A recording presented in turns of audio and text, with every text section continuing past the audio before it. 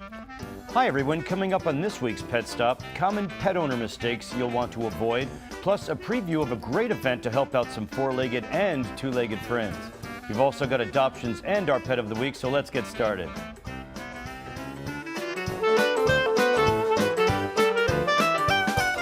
Hello and welcome to the Pet Stop. I'm Dr. Brian Foynick from the American Animal Hospital in Randolph. Well, let's face it, we all make mistakes, and that includes us pet owners. Here to talk about some of the most common mistakes pet owners make is Dr. Deborah Breitstein, and she's a registered veterinarian with Animal Health Care of Marlboro. Dr. Deb, good to see you again. Good to be back. And introduce us to your new baby here. This is Mia, and she has been in the Breitstein-Tepper household for about a year and change. And I'm her third, but hopefully forever home. Oh, she's very sweet. And you had her DNA tested. Tell us about that. I did, because looking at her, you'd think she was a Labrador Border Collie mix, Yeah. but the Wisdom MX panel said that she was Chow, Boxer, and American Foxhound. Wow. Well, forget that. I would never have guessed. Me neither. That's the trifecta right there. There you go. Well, let's get on. Let's get on to some of these common mistakes that people make. Fair enough. Not socializing is the one thing. Young pets. When you have a young dog or cat, it's important to expose them to as many social interactions and animal social interactions in a safe and controlled environment. The more they see and experience, the better they are as they age. Yeah. You know, we used to think, you and I have been practicing for a couple of years, just one year shy of 30 for me, and you probably 5 because you're younger. Just a little. But, we used to think, that long ago, that you used to kind of want to keep them in a bubble, protect them and stuff, and socialization wasn't mentioned until they were like 6 months old, and now we know that's crazy. You don't do it ASAP, right? Right, using their name, using simple commands, they can learn. They earn things once they learn things, but the social interaction is really important to make them a great pet. Right. Number 2, providing too little exercise. Well, if you do that, you get a chubby cat and a pudgy Fido. It's important to give them exercise not only for good calorie and weight, body condition scores, but also to keep them interested and interactive in their environment. Yeah. And less boredom and that sort of thing. And they live longer. Yeah. Right, exactly. Because they pay for it later in life with obesity and arthritis. Arthritis and heart disease and problems that can be easily prevented with good weight management. And that's something we talk about at each of our visits, is their body condition score and their diets. Right, body scores. Every pet, every time. Good, good, good. And also letting your pet walk you and not you walk the pet. Well, we see that all the time. 4 on the floor beats 2 every time, and you can get hurt if you don't have control over your pet. Yeah. So it's important to use the proper restraint. Dogs we're talking about now. Not too many cats actually walk on a harness or a leash, although some do. Yeah. It's important to have the right leash mechanism so that you're not getting pulled down the road, you have control, and of course that goes with some behavior modification. And consult your veterinarian or behaviorist or trainer. I had a lady from Mendham years ago, and she was heartbroken because the doctor said because of her bad back, she could never ever walk her golden retriever again, and that was all she had, And, oh, that's so sad. So we got her to use the Promise system, the gentle leader. Perfect. And she walks the dog every day without an issue, We use that all the time and recommend it. It's a wonderful tool to get the control that you need without choking the dog, without getting hurt. It's really important. Some people mistake it for a vicious dog. They think it's a muzzle. It certainly but it isn't. looks like a horse's harness. It does. It really is. It does. Number 4, setting no rules. No rules. They make up their own. So everybody in the family has to have the same set of rules, reinforce them reliably. Otherwise, they'll make up their own, and generally that leads to some behavior issues Consistency as well. is important, absolutely. Consistency and reliability. Let them know what you expect of them so that you know what to expect of your pets. Yeah, next to scolding when they have accidents. Well, they don't everybody get says, oh, I think my dog did it for spite. Dogs are not spiteful. They do things out of anxiety. Cats will do things out of stress and anxiety. So you can't scold them. They can only correct within 20 to 30 seconds of the act you want to correct. Yeah. So if you're not there to correct it, yes, they're going to respond to your nonverbal and verbal cues as you walk in and find the prize package on the floor or the out of litter box issue.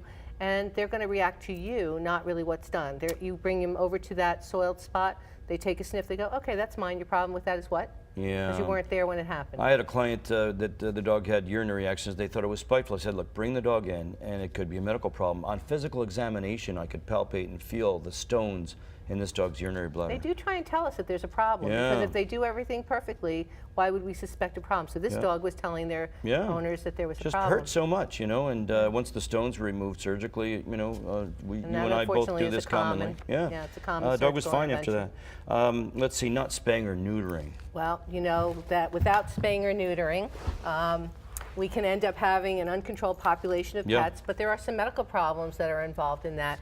Well Uterine proven. infections, breast tumors, male feminizing syndrome, as we were just talking about with one of your patients. Yeah. And, you know, it can shorten their lives. It can lead to behavior problems. It's easy enough to arrange to have that done when they're young. It's easier for the pet. It's easier for the veterinary team. And it's healthier in the long run Fewer for get the hit by family. cars because they're not looking for dogs. They're not you know, looking, to hormones breed aren't on. causing them to find a mate several streets down or miles away. So it's important. Good. Next on the list is lack of parasite control. Really a pet peeve with our team. Dogs and cats are exposed to parasites on a daily basis, even the indoor pets. Fleas, ticks, internal and intestinal parasites are really easy to control. Heartworm disease is easy to control, but you don't want to miss the testing. You have to test before you prevent, hopefully so you don't have to treat. Yeah. And a statistic was that 15% of potting soil that we use in our house has roundworm eggs in it. So that puts at risk the cats in the household that may never set paw outside. Our dogs can bring parasites in unintentionally, so you have to have whole household parasite control. That's right. The CDC says over 92% of all puppies have roundworms. So Well, you just, Cap you know, C, Cap C tells us that we should be deworming puppies and kittens routinely, independent of the stool sample results. But that's for roundworms and hookworms that they get from their mother or the environment in which they're born. But there are other parasites that may not be transmitted that easily, and we need to know. Yeah, and most heartworm preventatives have a control for that on a monthly basis. We have a few more we can barrel through here, hopefully. Feeding dogs table scraps and bones and things of that, and always keeping the bowl full. You don't have to. Portion control is important. Feeding table scraps and table food can unbalance the diet that is formulated specifically for a certain age and breed. It encourages scavenging in the garbage, outside and inside. Okay, feeding cats only dry food or milk or vegetarian diets. Cats are obligate carnivores. They don't eat carbs in nature. They eat prey, and they need meat. So it's important.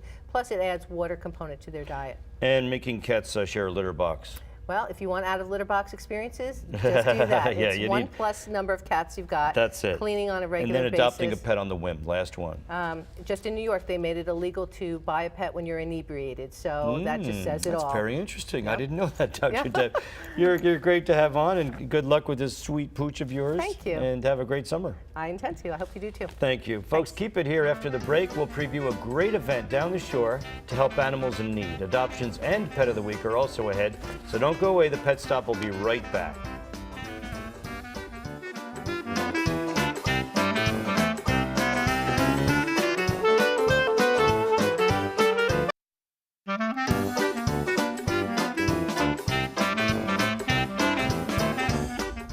Welcome back to the Pet Stop. I'm Dr. Brian Voynick.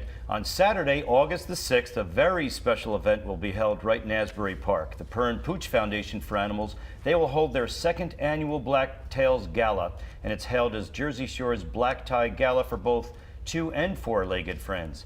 Here with a preview is the president of the Purr and Pooch Foundation for Animals, Betsy Palazzo, as well as its treasurer, Shannon Gantz. Welcome, ladies. Thank you. So this is going to be a lot of fun. Looking forward to it. Going to be a great time. All right, well, tell us, how did it all get started, Shannon? Well, I can tell you that I've known the Palazzos, I think, since I was 2 years old. Wow. And I can tell you that Corin and Betsy Palazzo are the daughters of Mary and Dickie Palazzo, and they wanted to pay tribute to all of the amazing work that they've done in the 40 years in business at Purr and Pooch Pet Resort, as well as the silent philanthropists that they've been for those 40 years, helping animals, rescue organizations, and they have just done so much. So they wanted to pay tribute to them by starting this foundation. That's great. It's in the blood, huh, Betsy? Thank you.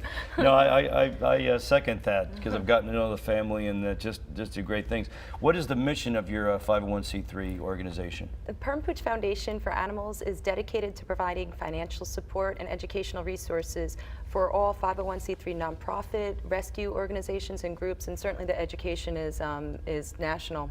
So we've actually gone into schools, and we did a great project and worked with a lot of elementary schools this past year with Tales of Love and Small Factory Productions in Fairhaven. So it was really good. Great. And it's worldwide, as you say, huh? Yes. Yeah, because I'll be, as you know, leaving pretty soon for Uganda to help veterinarians out there with their effort with mountain gorillas and sending out veterinary supplies. So maybe You'll have to fill out a someday grant you guys could help them. application. Absolutely. Yeah. Get on our website, We'll do definitely. that. Thank you. Now, last year was the first Black Tie Gala. Yes. You had over 200 two- and four-legged friends combined, and it was very successful. What do you attribute that to? I think the success of our event can definitely be attributed to the unique fact of being able to bring your dogs with you to the event. I think everybody loves to take their children places, and anybody who's an animal owner knows that your dog is like your child. So to be able to go to an event, a gala where there's dinner and dancing and bring your dog is amazing. And actually last year we had people slow dancing with their dogs. So it was actually pretty cool to see how much someone loves their dog. Oh, that's really great. Yeah.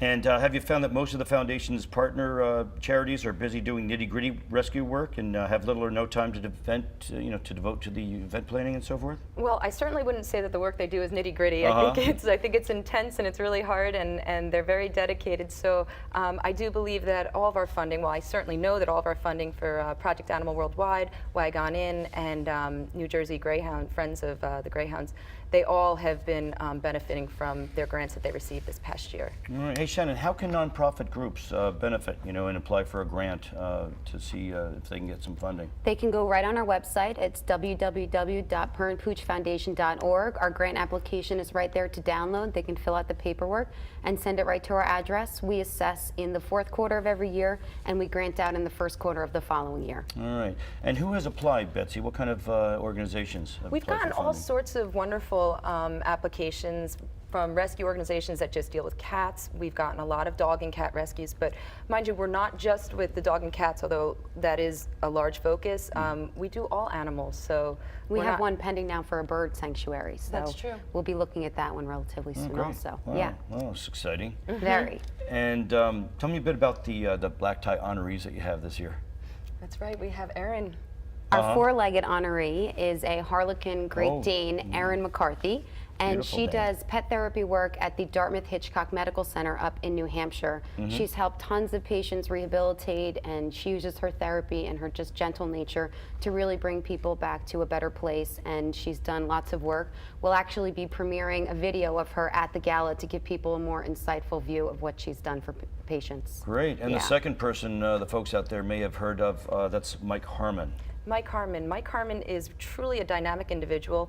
He started up the Community Training Partners and Best Friends Kanab, Utah, and I personally got to work alongside with him at Per and Pooch Pet Resorts, and his work is that he goes out, trains these trainers to help the families keep their dogs trained and kept in their forever homes. That's great. And that's across the country as well too, and he headed up that whole project.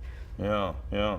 And behavior, as a lot of people probably realize now, is the #1 reason for euthanasia. It's Yes. not cancer or heart disease. Yep. And so behavior is so important.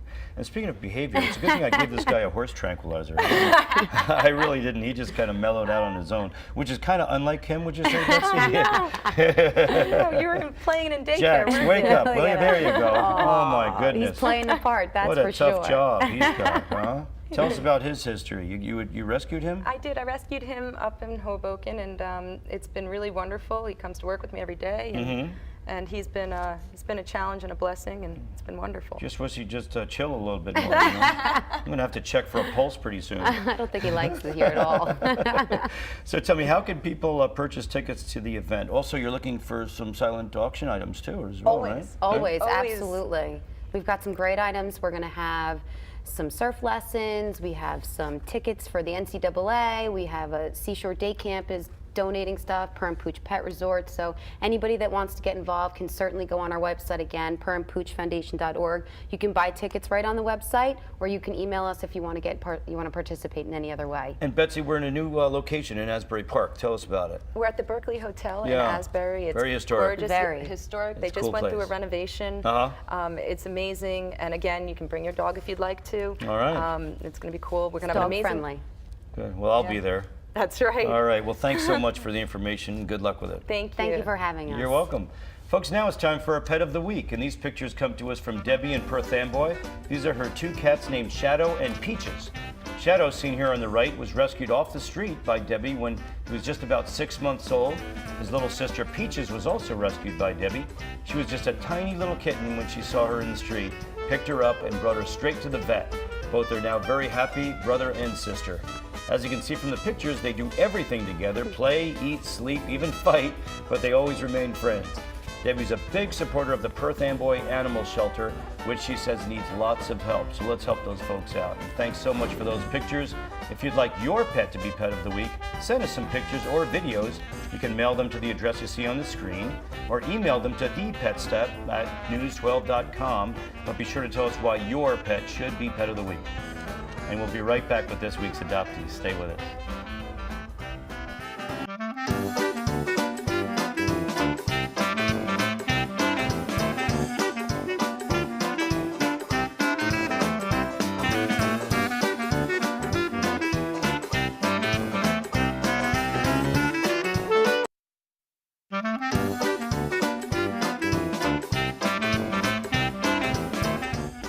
Welcome back to the Pet Stop on News 12 New Jersey. I'm Dr. Brian Voynick. I'm joined now by Stephen Mark. He is the Executive Director of the Ramapo Bergen Animal Refuge in Oakland, and he is Betty and Callie Girl. Welcome, Stephen. Thank you very much. You're Glad welcome. to be here. Yeah, and you've been a director now for 3 months. Going on 3 months. So far, so good. I'm happy to be there. Good for you, and always passionate about animals. A Jersey guy from Paramus, are you? Absolutely. Grew up in Paramus my whole life. Been an animal person. My family. It's ingrained in me. All right, good for you. Well, what's going on at the shelter these days? You're pretty overcrowded with dogs, you were saying. You've given up some bathroom space. Yeah, we have. You know, it's hard to send anybody away, so we sacrificed 3 of our bathrooms to kind of makeshift kennels. So we definitely have more dogs in house than we typically would have, but we're hoping to find them all homes and. Yeah, and you could use more foster homes, more adoption families. Foster homes, volunteers, supplies, donations. We can use everything. Great. Tell us in the short time we have left about these 2 cuties. You have a purebred right here, Betty. Yeah, huh? Betty is a Boston Terrier. She is She's sweet. 5 years old, very sweet, great with people and kids. We got her from a puppy mill, but she's very friendly, easygoing. I'll say. Yeah, a little bit on the lazy side, but very sweet. And this is Callie Girl. She's a little over 2. We got her off the streets when she was pregnant. She recently had 5 kittens in a foster home. Wow. She's also very friendly with people and kids and dogs. She's a little bit, got a little anxiety right now, but very sweet. She's a calico, and we'll have her spayed soon, and she'll be ready for adoption. Great, that's excellent. Okay, and so you've got a lot of dogs and cats for adoption at this time. Yeah, dogs, cats, puppies, kittens, we've got it all. All right, all right. Well, good luck to you, and congratulations. Thank you very much, I appreciate it. Okay, my pleasure. How good to have you on. Folks, for more information on anything about today's show or past shows, just log on to our website, and that's news12.com. Click on the features and scroll down to the Pet Stop. You'll find all the information that you need right there.